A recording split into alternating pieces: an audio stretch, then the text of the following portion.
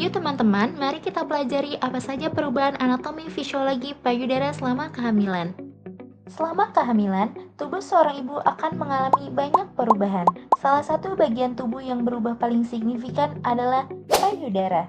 Perubahan ini terjadi sebagai persiapan untuk produksi ASI setelah bayi lahir. Perubahan ini dipengaruhi oleh peningkatan hormon estrogen, progesteron, prolaktin, dan oksitosin. Yang pertama, hormon estrogen. Selama kehamilan, hormon estrogen akan meningkat.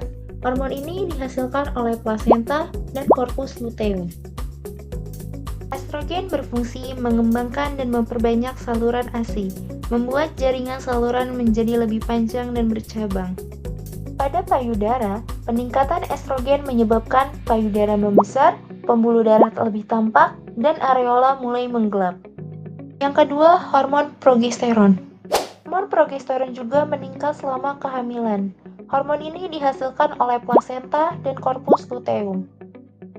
Progesteron berfungsi memperbesar dan memperbanyak alveoli serta lobulus, yaitu bagian payudara tempat produksi ASI. Akibatnya, payudara terasa lebih penuh, padat, dan sensitif, terutama pada trimester awal. Yang ketiga, hormon prolaktin. Hormon prolaktin meningkat bertahap selama kehamilan, dan hormon ini dihasilkan oleh kelenjar hipofisis anterior.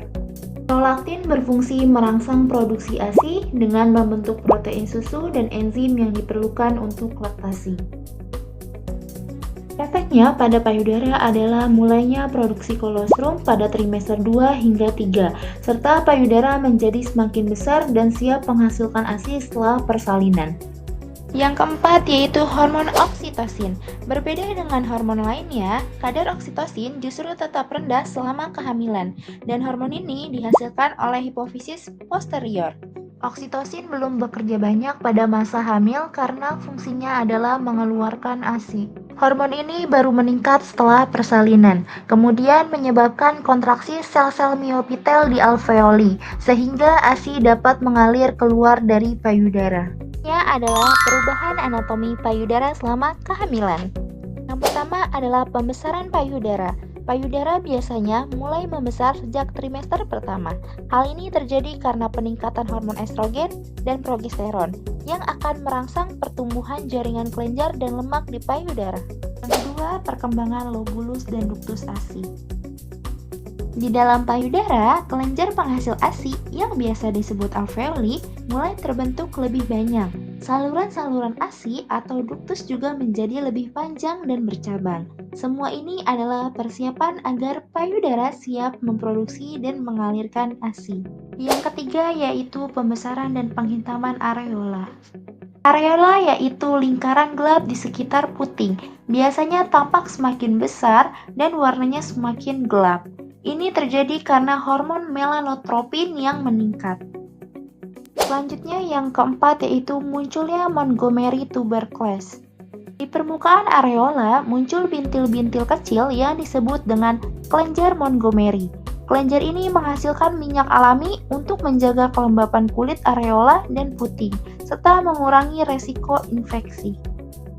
Selanjutnya yang kelima yaitu peningkatan aliran darah. Pembuluh darah di payudara tampak lebih jelas. Ini menandakan peningkatan suplai darah untuk mendukung pertumbuhan jaringan dan persiapan laktasi. Selanjutnya, perubahan fisiologi payudara selama kehamilan. Perubahan fisiologi payudara selama kehamilan terjadi secara bertahap, yaitu pada trimester ke-1, trimester ke-2, dan trimester ke-3. Pada trimester 1, sebagian besar ibu hamil mulai merasakan perubahan pada payudaranya sejak usia kehamilan 4-6 minggu. Payudara terasa nyeri, kencang, geli, atau lebih sensitif dibanding biasanya.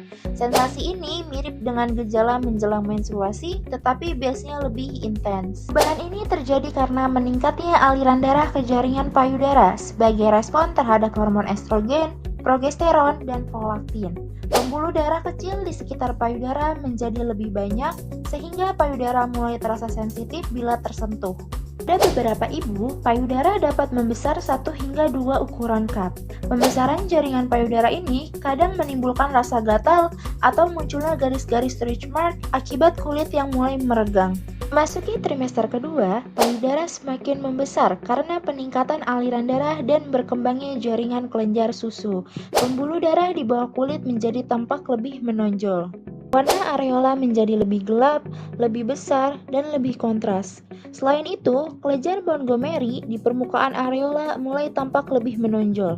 Kelenjar ini menghasilkan minyak alami yang menjaga kelembapan puting, mencegah iritasi, serta berperan dalam respon imun untuk melindungi payudara dari infeksi.